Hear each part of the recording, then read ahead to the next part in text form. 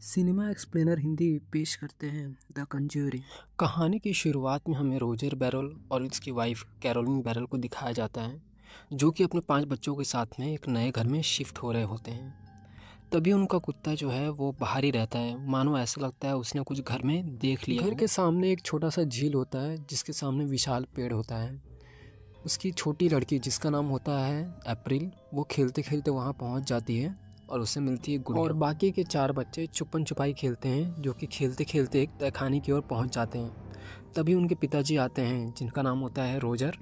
वो अपने बच्चों से कहते हैं कि इस तहखाने में कोई नहीं जाएगा, और वो उस तहखाने को बंद कर देते हैं। और अब ये रात में सोने जा रहे होते हैं, तभी ये देखते हैं कि उनका कुत्ता जो है बहुत भौंक रहा होता है बाहर, लेकिन ये समझते हैं कि नॉर्मल है और सब अपने बिस्तर पर सो जाते हैं। जब कैरोलिन उठती है तो देखते हैं कि उसके पैरों पर कुछ निशान बने हुए हैं, और वो ये भी नोटिस करती है कि जो घड़ी है वो 3:07 पर सभी घड़ी रुक सी गई। अगली सुबह कैरोलिन रोजर से पूछती है कि उसके पैरों पर निशान कैसे पड़ गए, तो रोजर बताता है कि उसे इस बात का कोई पता नहीं है। तभी चीखती हुई आवाज़ सुनाई देती है और वो बाहर भागते हैं। बाहर आकर देखते हैं तो उनकी जो छोटी लड़की अप्रैल, वो अपने कुत्ते के साथ में खड़ी थी, जो कि कुत्ता मर चुका था। अब एक बार फिर से रात होती है। 3:07 पर सभी घड़ियाँ रुक गई होती हैं। तभी रोजर जो है अपने कमरे से उठता है और जैसे ही सीढ़ी की तरफ चढ़ता है, अब देखता है कि उसकी जो बड़ी बेटी एंड्री वहाँ पर खड़ी होती है। एंड्री बताती है कि सिंडी उसके कमरे में आ गई है। तभी दोनों लोग ऊपर भागते हैं, क्योंकि ऊपर से कुछ आवाज़ें आ रही थी। ऊपर जाकर देखते हैं तो जो सिंडी, उनकी छोटी बेटी है, वो अपना माथा कबर्ड से मार रही थी। हालांकि उसे नींद में चलने की आदत होती है, लेकिन उसने इससे पहले कभी नहीं किया। हालांकि रोजर उसे अपने कमरे में ले आकर सुला देता है। सुबह रोजर की नज़र एक मरे हुए कबूतर पर पड़ती है। उसको लगता है कि इस कबूतर की मौत करंट लगने की वजह से हो गई होगी। वो इस पर ज़्यादा ध्यान ना देते हुए अपने काम की ओर निकल पड़ता है।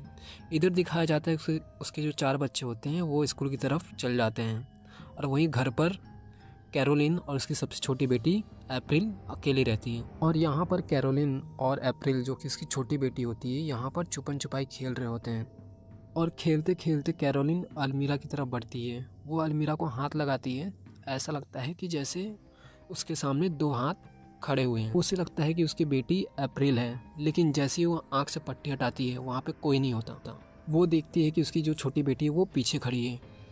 यहाँ पे फिर से एक बार रात होती है। रात में दिखाया जाता है कि उनके तीसरे नंबर की बेटी, जिसका नाम होता है क्रिस्टिन, उसके जो पैर है वो बहुत तेज़ से खींच रहा है कोई। वो नोटिस करती है कि दरवाजे के पीछे कोई है और उनको देख रहा है। वो अपनी बहन नैन्सी को जगाती है और बताती है कि दरवाजे के पीछे कोई है। नैन्सी जैसे ही बढ़ के जाती है दरवाजे के उस पार, दरवाज़ा अपने आप बंद हो जाता है और ये दोनों चिल्लाने लगते हैं।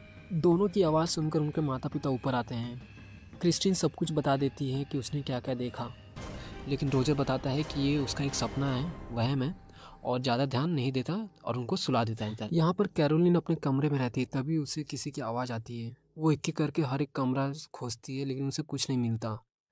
तभी उसे 2 तालियों की आवाज़ आती है। वो उस ताली की तरफ बढ़ती है और वहाँ पर देखती है कि उस तहखाने का दरवाज़ा जो है वो खुला हुआ है। और जब वो तहखाने के अंदर जाती है, उसके पीछे से एक बॉल आकर गिरता है। वो उस आवाज़ से डर जाती है। किसी बच्चे के रोने की भी आवाज़ आ रही थी। जैसे ही वो ऊपर की तरफ भागती है, ऊपर का जो दरवाजा है वो कोई बंद कर देता है। वहीं दूसरी ओर सिडनी को दिखाया जाता है, जिसे नींद में चलने की आदत हो, और वो नींद में अपना सिर अलमीरा में मार रही होती है। उसकी आवाज़ से एंड्रिया उठ जाती है और वो उसे वहाँ से हटा के उसे बिस्तर पर सुला देती है।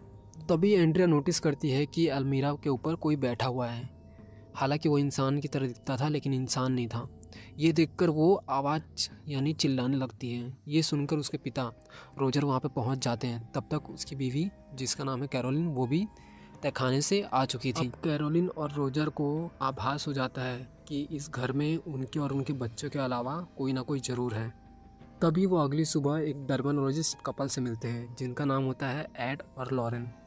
डर्मोलॉजिस्ट दरअसल वो होते हैं जो भूत प्रेत के बारे में जानते हैं। रोजर और कैरोलिन उनसे हेल्प मांगते हैं। एड्स और लॉरेन अपने लाइफ में बहुत बड़े बड़े काम किए होते हैं, जिनसे इनका नाम बहुत फेमस होता है। अगली सुबह एड और लॉरेन के घर पहुंचते हैं।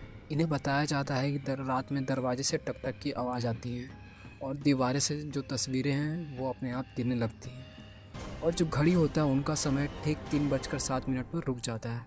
वहीं इन्हें और बताया जाता है कि एक तहखाना भी है, ये तहखाने की तरफ बढ़ते हैं और लॉरेन को कुछ आवाज़ें सुनाई देती हैं।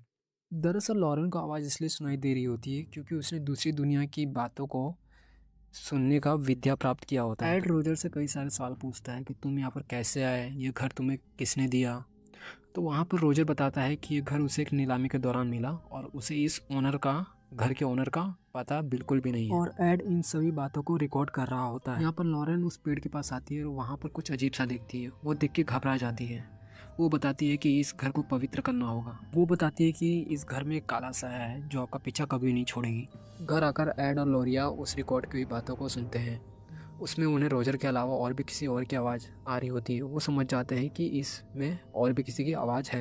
वो उस घर के बारे में इंफॉर्मेशन कलेक्ट करते हैं और उन्हें पता चलता है कि ये घर जो है 1863 में बनाया गया था।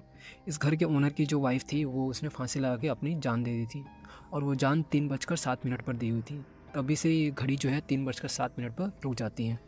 और अगली सुबह हम ये दिखाया जाता है कि रोजर और कैरोलिन के घर पे कैमरा और कुछ स्पीकर्स सेटअप किए जाते हैं जिससे कि आवाज़ को कैप्चर किया जा सके। यहाँ पर कैरोलिन सो रही होती है, तभी ये दिखाया जाता है कि उसके मुंह में कोई साया आकर कुछ डाल जाता है, लेकिन कैरोलिन को लगता है ये एक सपना। तभी यहाँ पर सीढ़ियों से किसी को ऊपर जाया हुआ दिखाया जाता है।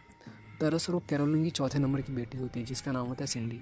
वो जब सीढ़ियों से अपने कमरे में जा रही होती है तभी उसके सामने जो कैमरा होते हैं उसकी फ़ोटो क्लिक कर लेते हैं। जैसे वो अपने कमरे में जाती है वह इस कमरे का दरवाज़ा बंद हो जाता है, जिससे ऊपर भागते हैं।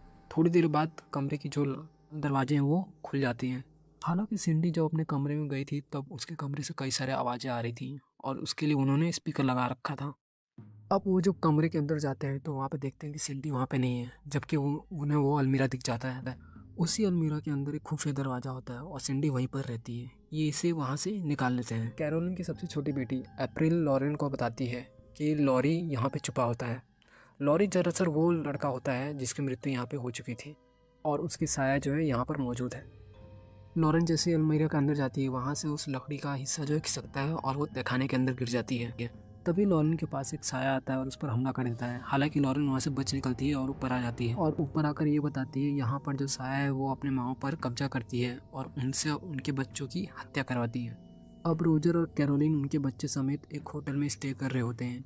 एक दिन रोजर जब होटल पहुँचता है तो उसे पता चलता है कि कैरोलिन क्रिस्टीन और अप्रैल को लेकर कहीं जा रही है और ये बात रोजर एड और लोरिया को बताता है। एड और लोरिया को पता होता है कि ये जो है अपने बच्चों को मार देगी। वो फ़ौरन उसी घर में पहुंचते हैं जहां पर इन सब का साया है।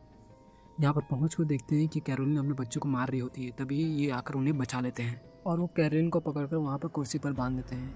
एड वहाँ पर एक पवित्र किताब पढ़ता है जिसे पढ़ने से आसपास में काफ़ी तेज़ हवाएं चलने लगी थी, कौवे मंडराने लगे थे। हालांकि कई कोशिशों के बाद वो कैरोलिन को उस साया से आज़ाद कर देते हैं। कैरोलिन जैसे ही आज़ाद होती है वो अपनी छोटी बेटी यानी अप्रैल की तरफ भागती है। दरअसल अप्रैल को उसने एक जगह छुपाया होता है। जैसे ही वो उसके पास जाती है वो शैतान यानी साया वापस से कैरोलिन के ऊपर हावी हो जाता है और वो अपनी छोटी बेटी को मारने के लिए आगे बढ़ता है। तभी वहाँ पर एड पहुँच जाता है। वो कहता है ब्रेड शिवा। दरअसल ब्रेड शिवा उस साया का असली नाम होता है। एड कहता है कि ईश्वर की मर्जी से मैं तुम्हें नरक में जाने का आदेश देता हूँ, लेकिन अभी भी ये साया कैरोलिन के ऊपर बहुत हावी हो रहा होता है। लॉरेन यहाँ पर कैरोलिन को एनकरेज करते हुए कहती है कि तुम इसे हरा सकती हो, इस पर हावी अपने आप पर मत होने दो। और वो उसे वो पल भी याद दिलाती है जहाँ पर कैरोलिन उसके हस्बैंड और उसके बच्चे जो हैं काफ़ी खुश रहते हैं। ये सबको याद करते हुए कैरोलिन उस साया के ऊपर अपने ऊपर हावी नहीं होने देती है और इस तरह से वो साया जो है वहाँ से निकल जाता है। दोस्तों ये फिल्म 2013 में रिलीज़ की गई हुई थी। इसी के साथ ये जो है एंड होता है।